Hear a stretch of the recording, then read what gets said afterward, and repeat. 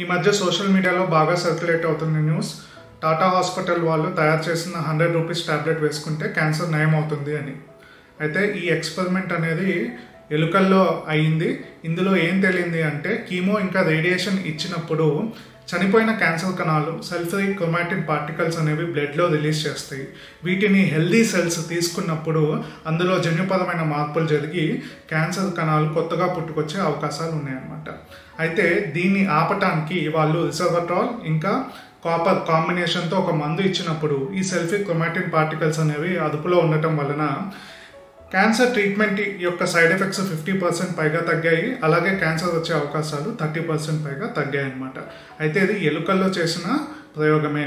దీన్ని food safety agency వాళ్ళు ఈ మందుని అప్రూవ్ చేసి హ్యూమన్స్లో అది సక్సెస్ ఆఫ్ ఫెయిల్యూరా అని చెప్పడానికి కనీసం 5 సంవత్సరాల టైం అయినా పడుతుంది.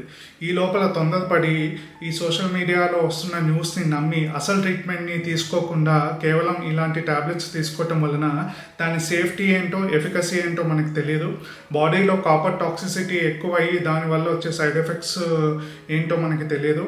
అలాగే ఇది డైరెక్ట్గా క్యాన్సర్ కణాలను చంపదు. ఇది ఓన్లీ ఒక సపోర్టివ్ ట్రీట్మెంట్ అని మనం గుర్తుంచుకోవాలి.